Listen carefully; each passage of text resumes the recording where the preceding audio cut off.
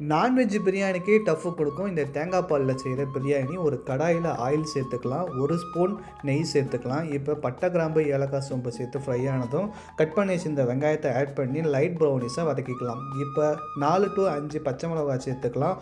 1 spoon இஞ்சி பூண்டு விழுதை சேர்த்து நல்லா மிக்ஸ் பண்ணிக்கலாம்.